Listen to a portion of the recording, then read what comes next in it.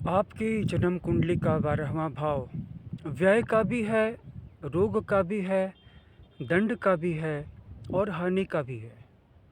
इसीलिए जब कभी भी जीवन में किसी तरह की कोई हानि हो जाए तो वहाँ पर नाराज़ या दुखी होने के बजाय ये सोचिएगा कि ये हानि मुझे क्यों हुई।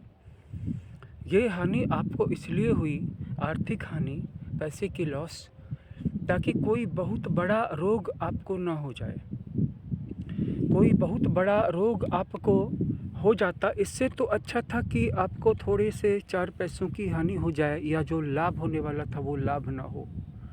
ये ज़्यादा अच्छा ऑप्शन था, ये ज़्यादा अच्छा विकल्प था। बहुत लोग कहते हैं कि मुझे ये बीमारी क्यों हो गई है, मुझे ये बीमारी होनी चाहिए। तो सम एंड सब्सटेंस, अगर आपको कोई बीमारी हो गई, हो ही गई रोकते रोकते भी, तो वहाँ पर यह सोचिएगा कि मुझे यहाँ पर कारागार मिलना था, जेल की सज़ा होनी थी। भगवान का लाख लाख शुक्र है, भगवान की असीम कृपा है, दया है, ये उनकी दयालुता है जिसके कारण मुझे जेल नहीं जानी पड़ी। उसके बदले में सिर्फ रोग हुआ, क्योंकि रोग को तो मैं अपने घर में रह के झेल रहा हूँ। अस्पताल जा कर के, डॉक्टर के पास जा कर के, खर्च करके, थोड़ी सी पीड़ा सहन करके इसे काट लूँगा। लेकिन अगर मैं जेल चला जाता तो वहाँ पे कर ही क्या सकता था। तो ये 12वां भाव जो है, ये सजाओं के विकल्प प्रस्तुत करता है, उनको आसान बना करके आपके जीवन में भेजता है।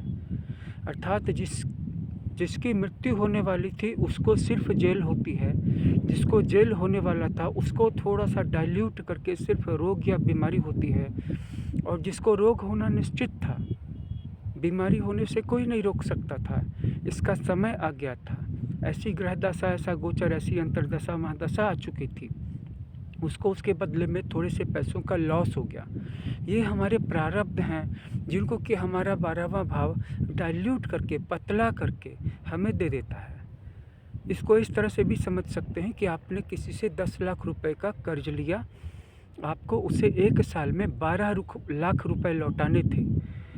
तो 1 साल के बाद जब आपके पास 12 लाख रुपए नहीं होंगे तो आप किस कठिनाई में होंगे। इसी कठिनाई को दूर करने के लिए ये आपको 1-1 लाख पर मंथ करके डिस्ट्रीब्यूट कर देता है, जिससे कि ये वहनीय हो जाए, सहनीय हो जाए, और थोड़ा सा अमाउंट बढ़ा देता है। जैसे 12 के बजाय 13 लाख हो गया, 14 लाख हो गया, 15 लाख हो गया। हमें जीवन में जो भी मिलता है उसे ब्रह्मांड डाइल्यूट कर देता है, और ये सब कुछ और नहीं है, हमारे अपने पुराने कर्मों का हिसाब है। कभी धूप तो कभी छाया मुकद्दर है मेरा, कभी धूप तो कभी छाया मुकद्दर है मेरा, यूं ही होता रहता है हिसाब बराबर मेरा। धन्यवाद दीजिए, जीवन में जो भी मिला है वह हमारे अच्छे के लिए मिला है, आपके अच्छे के लिए मिला है। धन्यवाद।